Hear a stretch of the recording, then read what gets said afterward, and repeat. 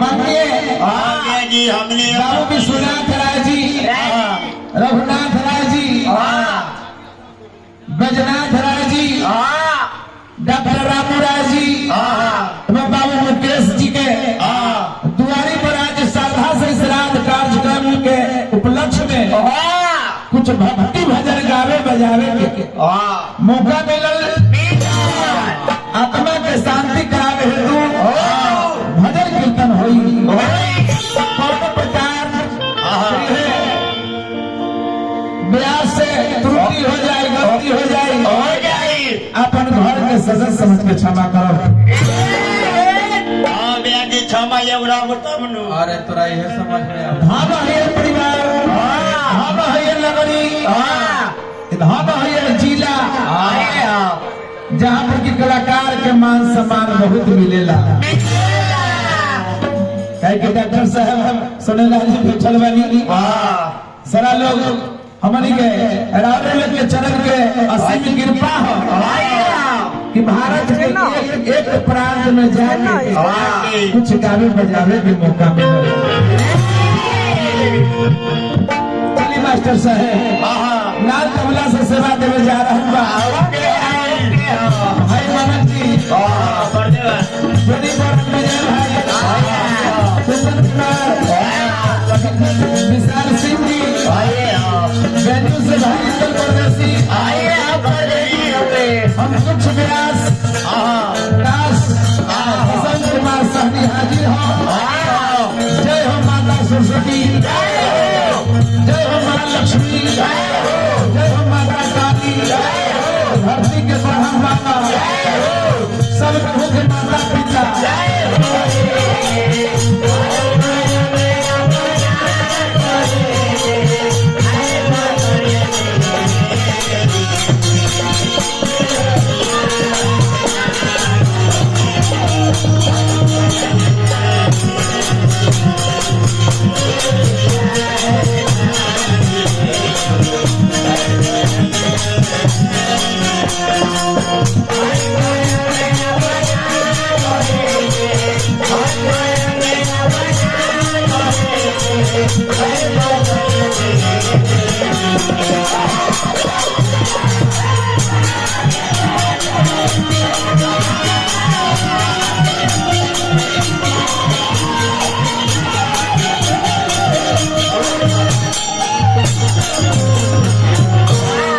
चलो जिलेबी बताओ, जिलेबी बताओ।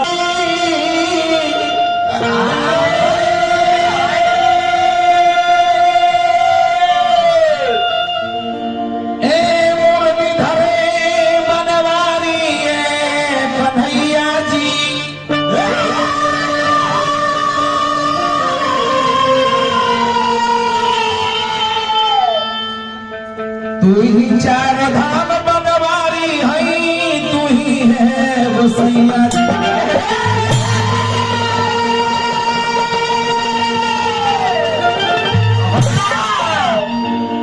रहेगा बोलना प्रेम से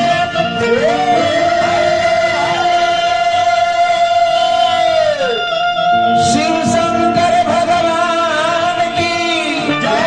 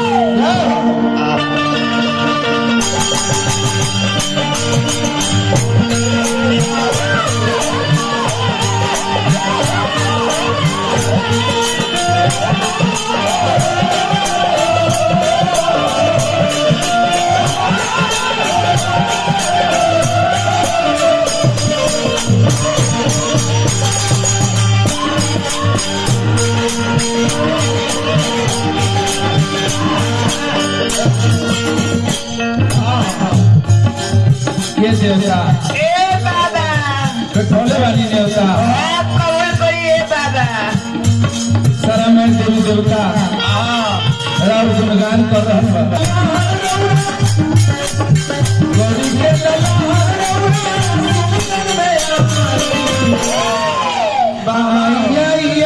बाबा मंगल बरसा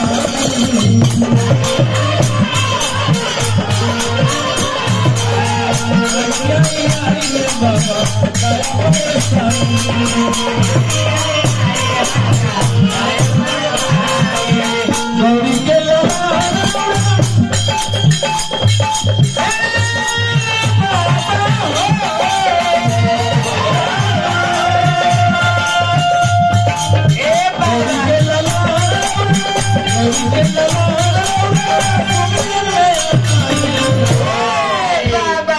आई बाबा धनौर नगरी में रामपुर के धरती जहाँ पर की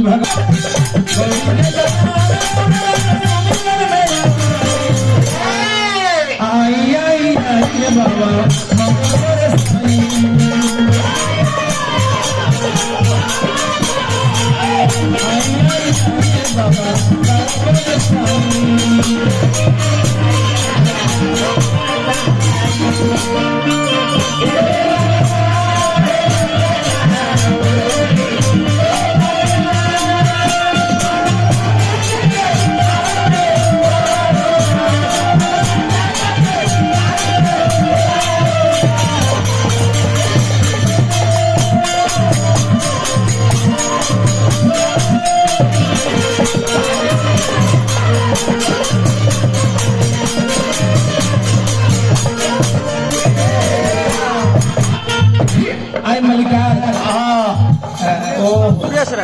बाबू सुरेश डॉक्टर साहब धन्यवाद सुरेश बाबू की तरफ से हमारी के पुराने साथी धरती पर गाना बजाना गावे वाला सिखावे वाला हाँ जी कदम से कदम मिला के चले वाला राम लोग के चरण के आशीर्वाद राज हमनी के भारत की एक स्टेट बचल रहा कि जहाँ हम गाना बजाना के माध्यम से धन हई लक्ष्मी के बरसात हो जाओ नगरी में सरस्वती के आशीर्वाद हो जाओ ये गाँव में डॉक्टर मास्टर बनो इंजीनियर बनो एक से एक में पुरस्कार सुरेश बाबू की तरफ से पांचों भाई के माता पिता क्या